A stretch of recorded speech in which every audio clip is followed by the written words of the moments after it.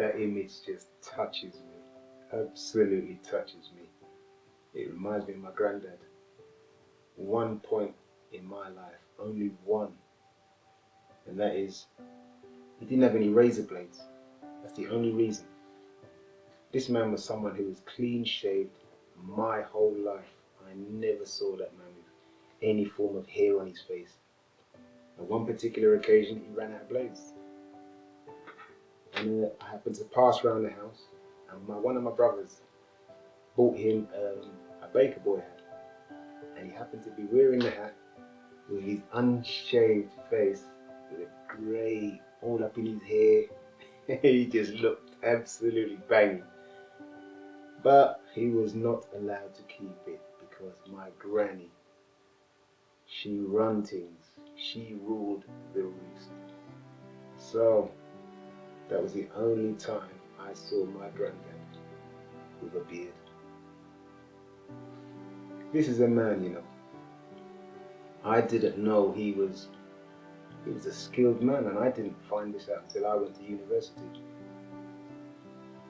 I always thought he was just a hard worker, just did any kind of labor work. And there was more to him than that. He was a coach driver, he was a mechanic, he was a tailor. All these are things that I didn't discover until he was gone when I was at uni. But this is, I think, how a lot of black families are. Well, mine definitely. The thing about what I do for a living is, although I'm the first in my family to be a carpenter, I'm not the first person of skill. As I just said, my grandfather didn't know, but my dad is also the sort of person he could put his hands to anything. And I think he was a little bit miffed that I didn't become a welder, because I think he had dreams of us welding on the docks with the big ships and, you know, going in the Caribbean and doing all of that. But it was just not my flavour. Didn't like the sparks going down the back of my neck. We went in different directions. But what can I say? Working with the hands is something that it's always been done in my family. As I said, didn't discover until I went to uni about my grandfather, and I used to call him Dads. I didn't call him grandfather or Tom as public living. It was Dads to me, and when I say Dads, it was Dads to differentiate from Dad. And this man, you know, I think one of my strongest memories is being a little boy and him wagging his knuckly, knobbly fingers in my face, telling me, waste not, want not. This man, you know, I just got nothing but fond memories of him, because he had a smile that could melt ice. He was real cool. He wasn't a talkative person. Said very few words. My granny did all the talking, but when he smiled, it just lit up the room. My memories are stronger of my grandfather than of my dad. My daddy's name was, everyone knew him as Kinky, and they called him Kinky because, you know, he had a bit of flair. He was the geezer. He was the best dancer. He was always the best. The girls all fancied him, but I've got a few good memories, but not as many as I would have with my grandfather. My dad was he doesn't feature much in my childhood memories. And although I don't want to be judgmental where my dad's concerned, because we all make our mistakes, I don't have enough that I would say I want to be like him. In fact, I would say my dad was a fantastic, he was a great lesson in how not to be. I didn't want to be anything like my dad. Although I am glad I have his ability in his skills, dance, whatever, his charisma. But he was not he was not father material, not really. Not when I think about how many of us there are, brothers and sisters scattered all over the place, you know what I'm saying? And of the number of us that there are, only one talks to him present day. I speak to him if I have to. I wouldn't go out of my way to speak to him though. And although I love him for being my father, my dad, I have a greater respect for my grandfather. When I was little, I used to ask my grandparents about their parents. I used to ask my mum about her dad because she doesn't know who her dad is. She knows of him, just doesn't know who he is. And for whatever reason, it was like a big secret. There is no history in my family further than my grandparents. And I don't know why. It's almost like it's taboo to talk about or to ask questions of. It just wasn't something that was allowed. And even to this present day, I'd love to know where I came from, who was before my grandparents. All I know is that my mum, when she was raised in the Caribbean, I think she spent most of her life in Montserrat. But when she came to England, anything going back behind her youthful times, it's a big secret. And curiosity just pricks, and you really want to know why. To this day, why? Where this journey of discovery is, or where I would like it to go, I would like to know, the genealogy of my family. I'd like to know. I'm very tempted to do trace my ancestors and find out who's who. Just haven't got round to it as yet. But it's something that will happen at some point. Maybe I'll take some time out and a deeper lesson in self-discovery. What's really strange about my present career as a carpenter is that I've always been a carpenter, as far back as I remember. I mean, the earliest thing I ever made was bookends in my primary school. Those were the days when kids did woodwork in primary school and sniffed glue and so on and so forth, but we didn't know it was drugs. No one did. But yes, I have always been a carpenter when I think of it in that term, but I never considered it as a career until I was in my 20s. I was always doing it, but it wasn't a job. I mean, for example, working on a building site in the holidays, and then the holidays were over, I'm looking for a job to do, rather than staying and doing what I was doing, working on the building site. I don't know, I have no idea as to why I didn't think of it as work. Probably because I just loved doing it, and if it was a case of doing something for nothing, that's what I would do. But instead I became a clerk in a solicitor's firm, which I absolutely disliked. I worked in McDonald's. I worked as a dispatch rider. I was a baker. I worked in the markets. I've done all sorts of things, and during each one I was still doing carpentry. And my light bulb moment, I suppose, didn't come round until someone said something to me while at work. This is when I worked for London Transport. A guy named Jeff made the bells ring in my head. He said to me, once you're here 5 years, get married, you'll have children, house, mortgage, rah-di-dah-di. Now, in my head, I'm thinking, I'm only young. I don't want a house and a mortgage. I just want a party. I'm not having that. I'm leaving. So I made up my mind there and then, during that conversation, that I was going to leave. And I handed in my notice, and I thought, what am I going to do now?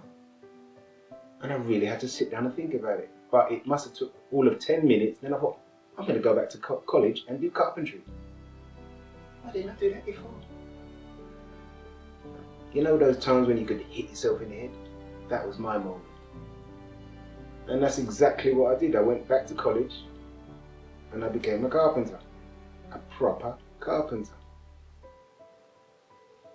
Those light bulb moments that we have, they're just so strange. You just never know when they're going to come about. But the thing about it is, on my travels, I didn't have anyone to tell me, that could tell me where to, where not to go. I just had my dad wanted me to be a welder, and that was it. But that's not what I wanted. And having a son of my own, and daughters, but my son, I'm speaking of at the moment, he was one of these people that he's very hard-headed, because as he was working with me from the age of 12, I kept telling him, go to college, learn all about your carpentry and stuff, or better still, become an electrician or a plumber. I was trying to put him in a direction where he could do something that would make him money, but also was certified. The downside to carpentry is it's not certified. You don't need to sign something at the end of a job and say, right, this is how long it's going to last, etc. Anyone can go and buy a bag of tools and say they're carpenters. Well, chippies, not carpenters. But anyway, I tried to get my son to go to college to learn the basics. He didn't want to do that. The thing they used to say in them days, nah, that's long, man, that's long. And at the same time, I had an apprentice with me, Jermaine. I mentioned Jermaine because I currently work for Jermaine. And back then, he was my apprentice. And Jermaine was at college. We was all sitting in the van, and Jermaine was at college. And I'm saying to my son, you should go to college. No, man, that's long. Anyway, years passed. My son's sitting in the van. Phone rings. Gov, what you saying, man? How are you? I say, who's that? It's Jermaine. How are you, fella? Had a little chat. I passed that. I'm a proper carpenter now. I said, oh yeah, you're making good money? Yeah. Oh, it's so funny because now, what's that, 15 years ago, thereabouts, 20 years ago, he's a proper tradesman. He's a contractor now. And now he calls me to give me work. It's just so touching to know it's just gone all the way around, you know. It's lovely. It's come full circle. And that was a light bulb moment for my son, because he was like, oh, yeah, man, I should have gone to college. Carpentry work, I love being a carpenter, I really do. And I love the fact that I know that I have passed on knowledge to others. Just touches me inside. There are a number of things that touch me inside, and I relate to that. It's a lot of people tell me I've done it. But anyway, I won't go into that. Yeah, it's funny where we are today. There was once a time when everything had to be man-made, handmade, built in place, in situ, or built off-site and placed. But now a lot of products can be made mass-produced in places like IKEA, or IKEA, as they call it. And the thing about it is that I've found over the years that people will buy IKEA products or IKEA type products, and then they'll call me and say, Raph, I've had this cupboard for maybe a little while or so, and it's a little bit of movement in it. Could you? And then I'd go around and I'd knock a couple of bits here and there and fix it in such a way that it's rigid, solid. Now, I'm not knocking these mass-produced products. I quite admire some of them because the ingenuity in them, but they always need, I think, as far as I'm concerned, they always need a little touch here and there to give them a little bit of strength, gumption, and to lock them into position. So they have their place in this world, they do, but I still feel that they need a carpenter to give them a little, you know. There was once a time when things were built to last. And I notice this a lot when I go to people's homes and they have, well, I suppose you'd call them antique furniture now, but these are products that were built in such a way you'd have them for generations.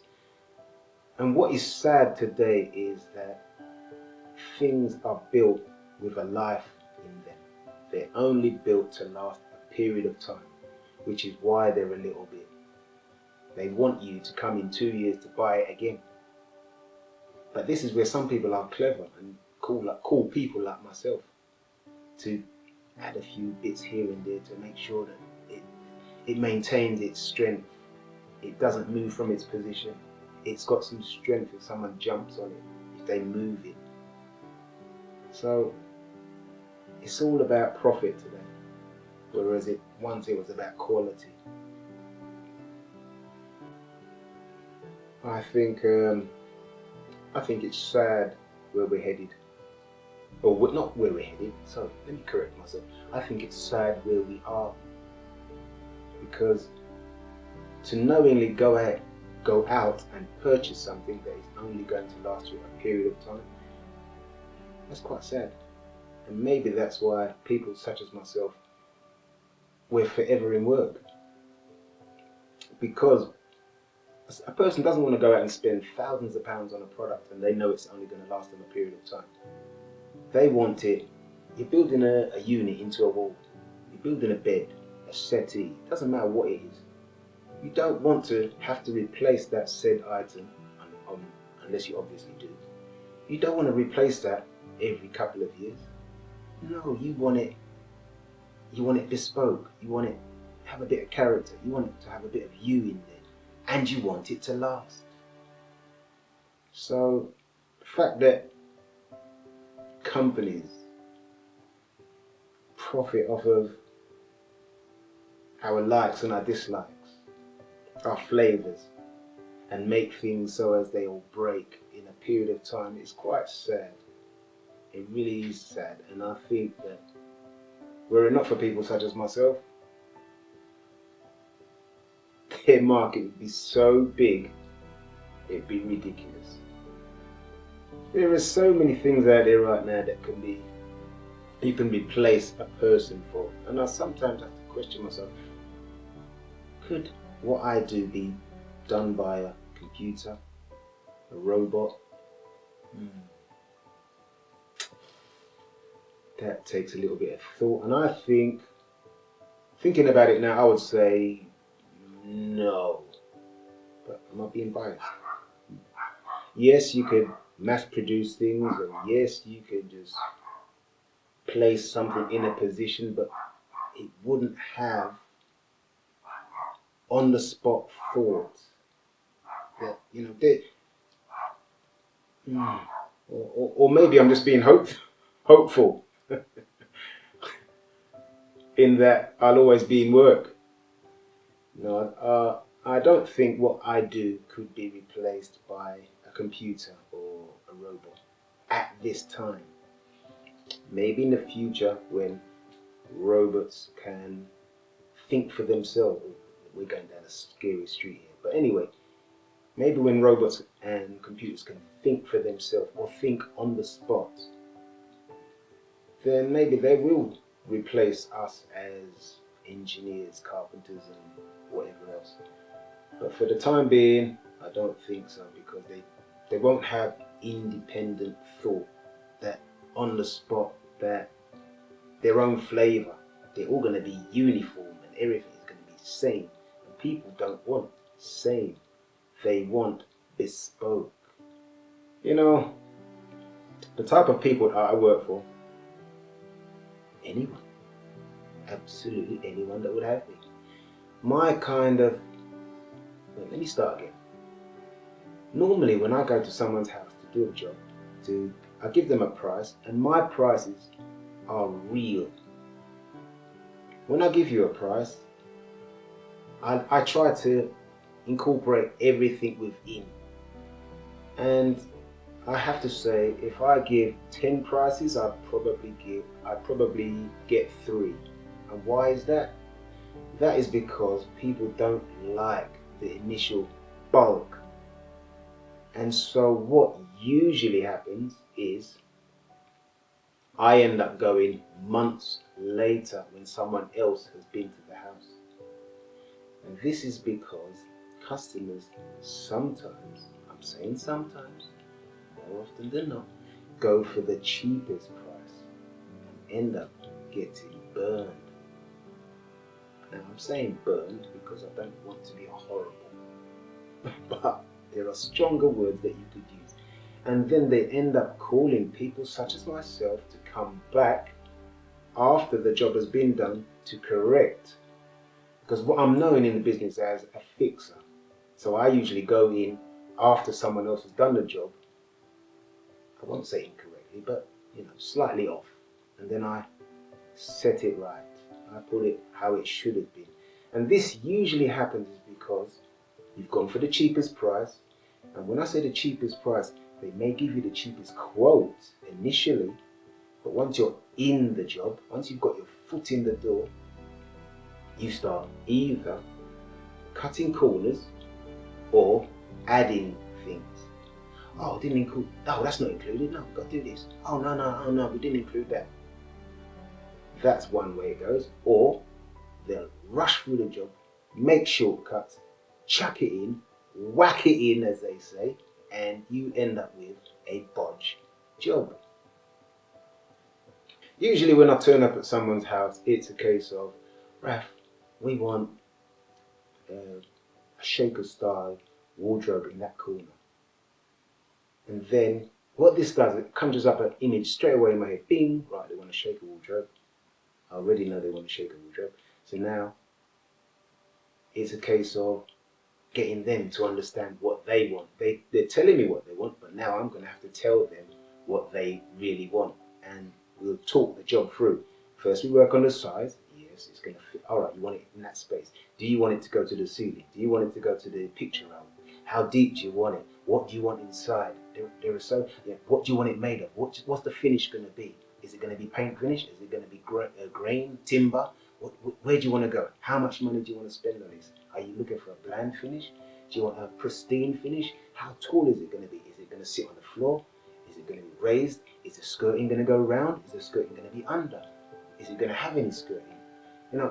There's so much that customers don't think of, which is why people such as myself are employed, because we've already got that knowledge. It's already in there. And that's from previous works that we've done. So although you have an idea as to what you want, you don't really have an idea as to what you want until you've spoken to someone such as myself. Now, I'll take your information, I'll add it to my information, we'll come up with a quote as well as drawings. I'll send it back to you and you'll say yay or nay. And we'll just, we'll play with it until you're happy, and then we're rolling.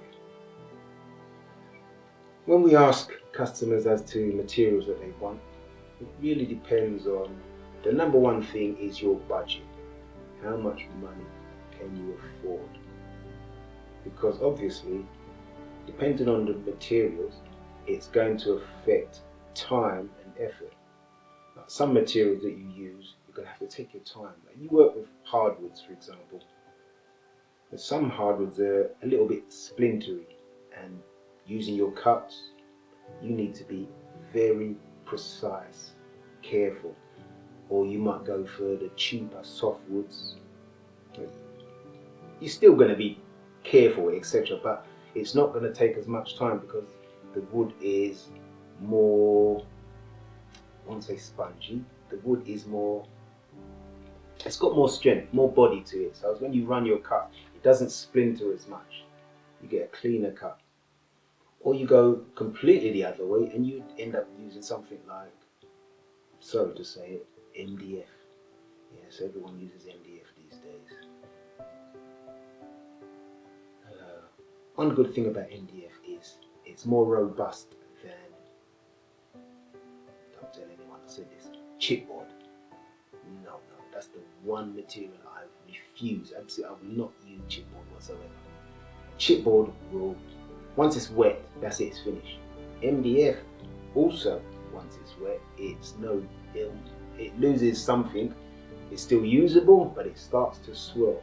But the good thing about MDF is once you've given it a surface, either paint it, varnish it, put some kind of finish on top of it, it will last you, providing of course you seal it the moment you've done your job. Yeah, the timber knowledge that you need these days is immense. Now, I would say presently my one drawback is that my knowledge as to softwoods and hardwoods is not great.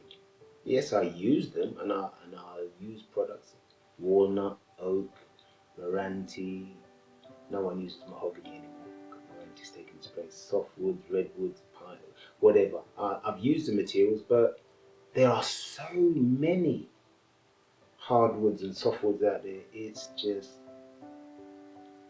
you need a book the size of a Bible to start going through them.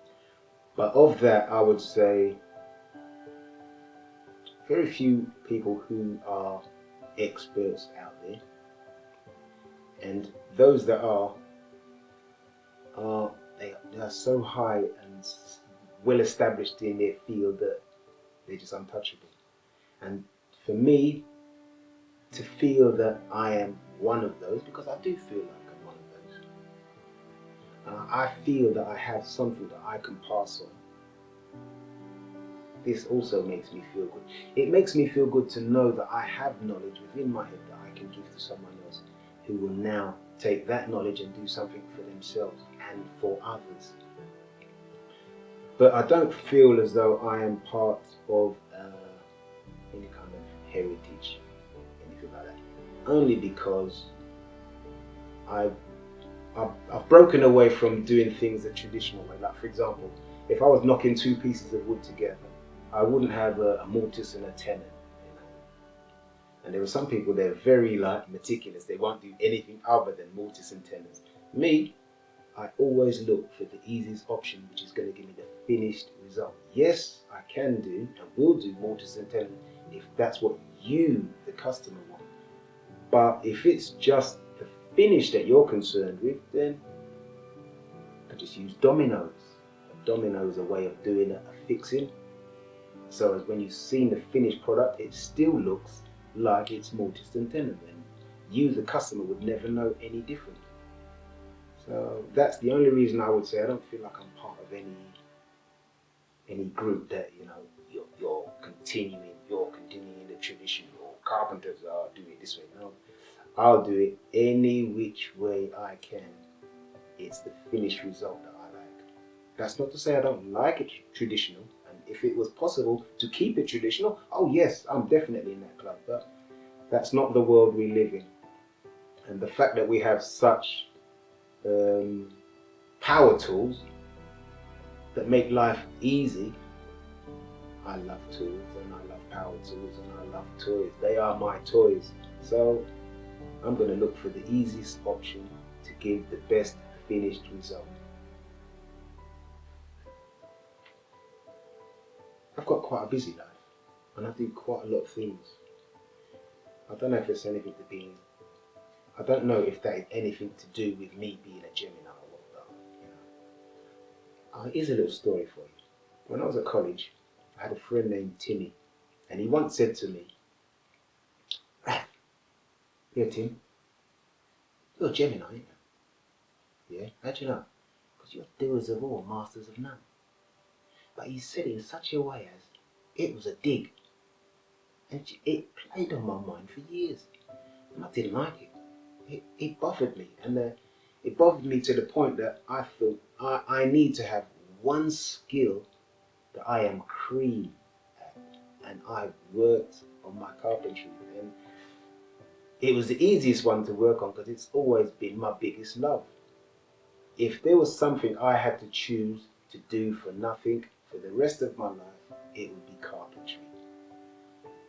But the thing about what Timmy said was, it worked for me as a positive because I honed my skills and my ability, and I became, well, I am, top-notch carpenter.